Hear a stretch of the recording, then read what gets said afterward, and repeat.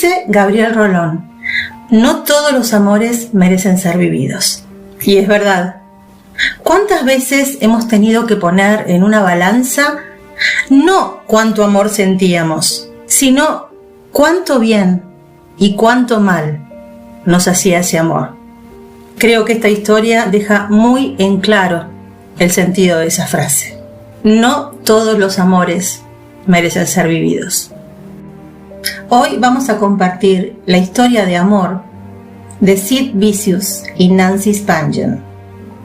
Sid nació con el nombre Simon John Ritchie en Londres el 10 de mayo de 1957. Tuvo una infancia bastante difícil. Sus padres se habían conocido en la Real Fuerza Aérea Británica. Su madre se llamaba Anne MacDonald y su padre John Ritchie.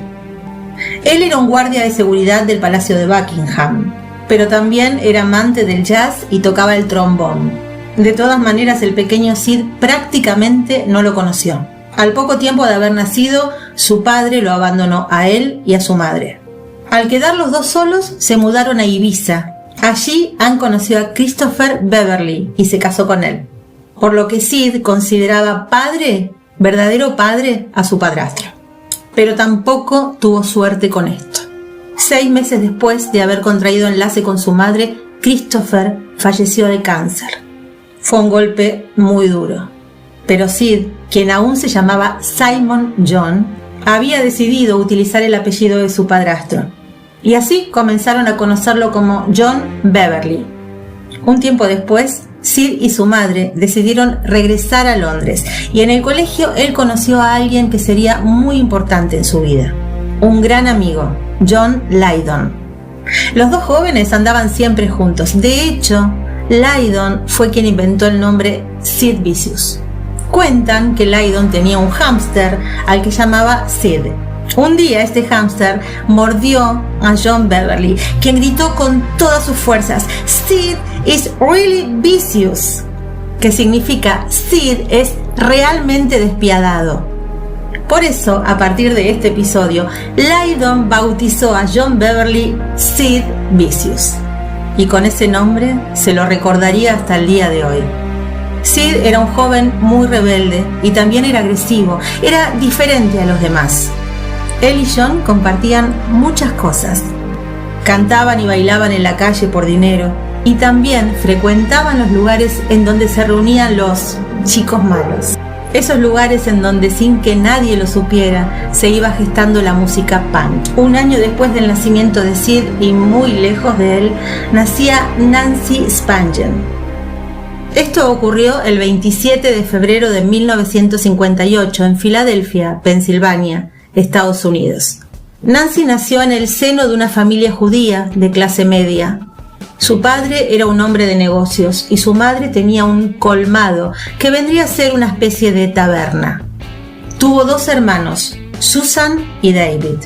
Nancy fue siempre extremadamente problemática. Más que hiperactiva, era violenta y agresiva. Sus hermanos fueron víctimas de estas agresiones. Cierta vez intentó matar a su niñera.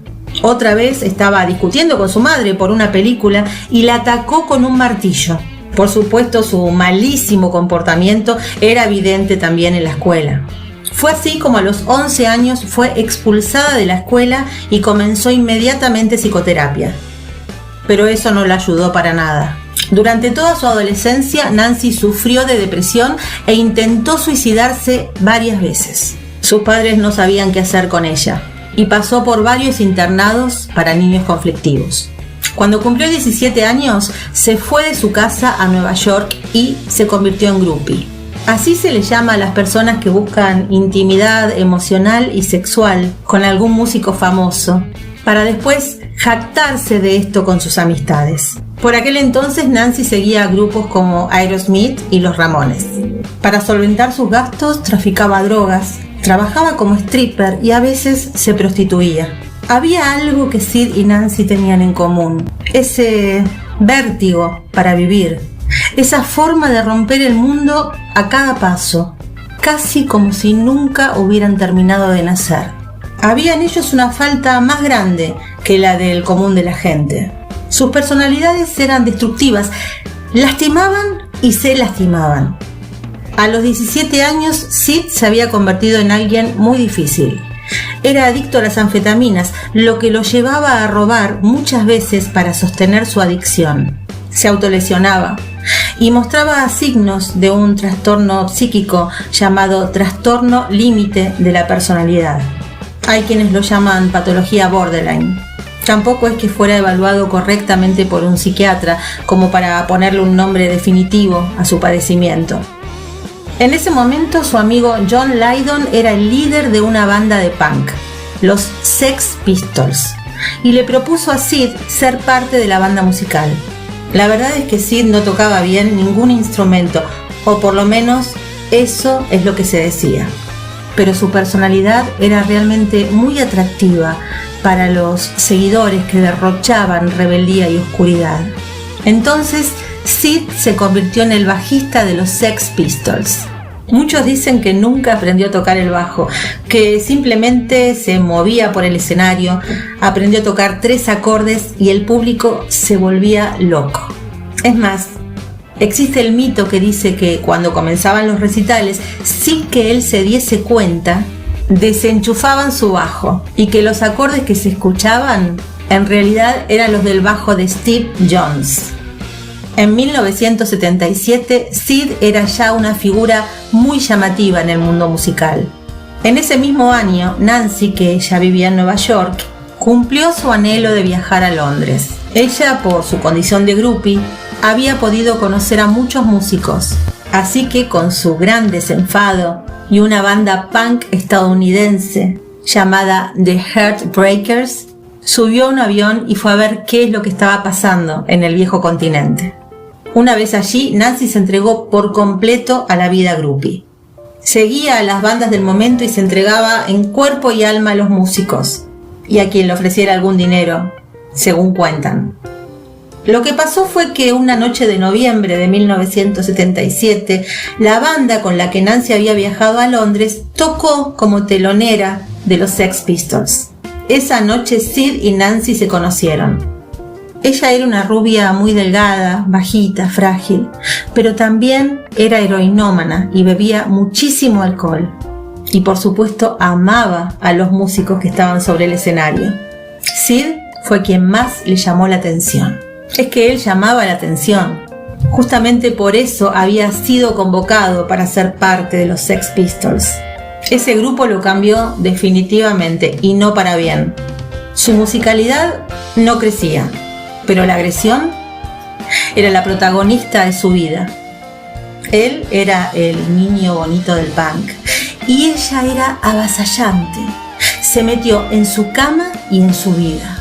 De un día para otro se hicieron inseparables. Andaban deambulando de aquí para allá, mimándose, besándose, pero también discutiendo y agrediéndose. Sus conocidos no estaban a favor de esta pareja. Sostenían que se potenciaban para mal. La fascinación de ella no paraba, tenía al muchacho deseado por el público. Era lo que siempre había querido y se sintió enamorada. Y él sentía que tenía a su lado a alguien que lo cuidaba, pero en el peor de los sentidos. Lo mimaba, le daba los gustos, lo ayudaba a drogarse, se drogaba con él. Pasaban del éxtasis a la vida miserable de un momento para otro, varias veces por día. Subían, bajaban, se amaban, se odiaban. Y así fue como fueron viviendo su tiempo, corto y muy intenso. De alguna manera se amaban, pero eran 2 personas enfermas y eso los condenaba a vivir un amor también enfermo. Nancy a veces se preguntaba, ¿cómo es que se puede odiar tanto a alguien a quien se ama tanto? Y otras veces se despertaba por las noches y lo miraba encantada, él dormido, respirando agitado. Le miraba la cara, le miraba el cuerpo y sentía que no podía contener tanto amor dentro de ella. A él le pasaba algo parecido. A veces lo sacaba de tal manera que llegaba a pedirle que se fuera, que desapareciera de su vida para siempre, pero también sentía literalmente que no podía respirar si ella no estaba cerca. Era una relación tan enfermiza que los Sex Pistols habían terminado por cansarse de Sid y su novia loca. Desde que estaban juntos, Sid llegaba tarde a los ensayos, o llegaba drogado, o no llegaba. Por supuesto, le hacían planteos. Le preguntaban si estaba preparado para tirar a la basura todo lo que había logrado por una groupie. Y él la defendía. No permitía que nadie hablase mal de ella. No dejaba que insinuaran que Nancy había sido prostituta. Ella era su rubia princesa oscura y nada ni nadie iba a poder separarlos. A principios de 1978, la banda realizó una gira por los Estados Unidos. Esa gira marcó el final. Después de eso, y como era de esperarse, Sid abandonó la banda y comenzó una pobre carrera como solista. Nancy obviamente se convirtió en su manager y con esto finalmente la dueña de su vida. La pareja se quedó en Estados Unidos y vivió en la habitación número 100 del Hotel Chelsea. Aquí paraban artistas, músicos, supuestamente gente que estaba relacionada con la droga, y ahí pasaron un buen tiempo. Sid hacía algunos shows y ganaba bastante bien. Les alcanzaba para el hotel, para sus cosas, y guardaban algo de dinero. Claro que lo guardaban un rato.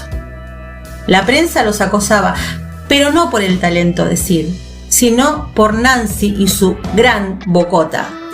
Ella los insultaba sin reparos. Y entre todo esto, ellos seguían con su relación tóxica, imposible de abandonar. Se los podía ver juntos o separados, caminando en la oscuridad, cayéndose por las calles, comprando droga. Estos dos chicos de 20 y 21 años andaban solos, perdidos por el mundo. Nadie los contenía, nadie los reprendía, nadie los aconsejaba. Y si algún amigo por ahí les insinuaba que bajaran un poco, le respondían con agresiones y con golpes. Ellos hacían honor a la trilogía sexo, droga y rock and roll. Vivían muy rápido y morían cada día.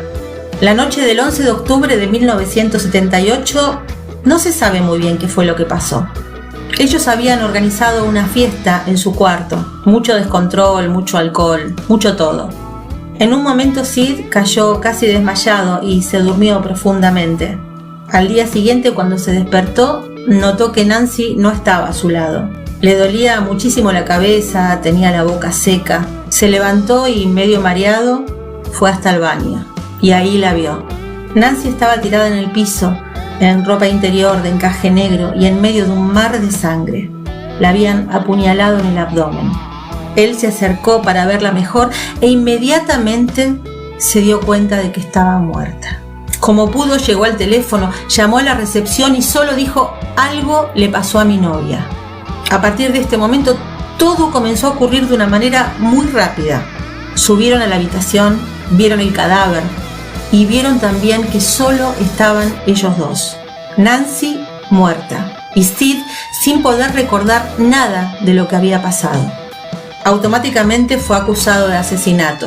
Y si bien en un principio dijo no recordar nada, en algún momento se hizo cargo de lo que había pasado, pero ante el juez se declaró inocente.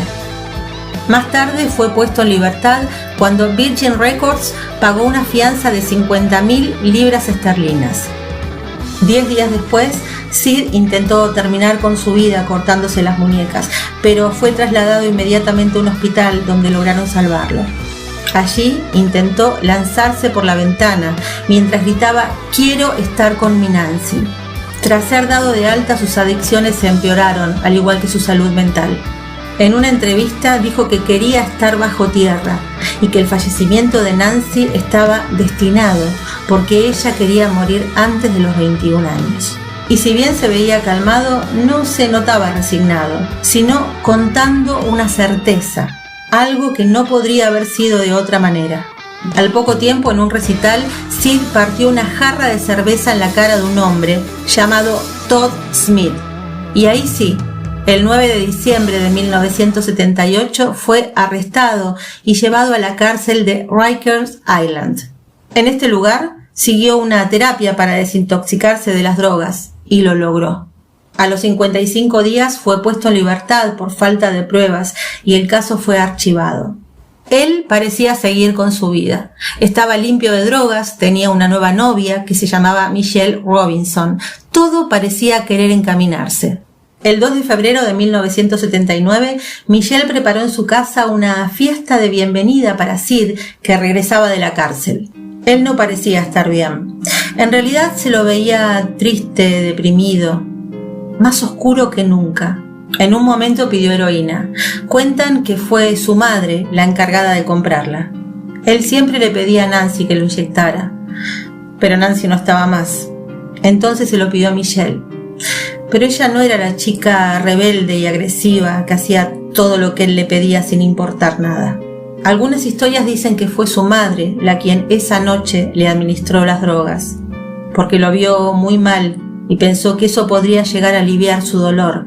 Otras versiones cuentan que fue él mismo quien lo hizo. Lo que sí es cierto es que después de su dosis, Sid se fue a dormir. A la mañana siguiente su madre lo encontró inmóvil sobre su cama, muerto. Su cuerpo fue incinerado. Y a los pocos días, su madre encontró en el bolsillo de una de sus chaquetas de cuero una carta de suicidio. La carta decía: teníamos un pacto con la muerte. Tengo que cumplir la mitad del trato. Por favor, entiérrenme al lado de mi nena con mi chaqueta de cuero, mis vaqueros y mis botas. Adiós. Finalmente el lema punk se había cumplido. Vive rápido, muere joven y deja un bonito cadáver. Pero no había podido ser enterrado al lado de su chica, como fue su deseo. Esto también había destrozado a su madre, quien sentía que no podía dejar de cumplir el último deseo de su hijo.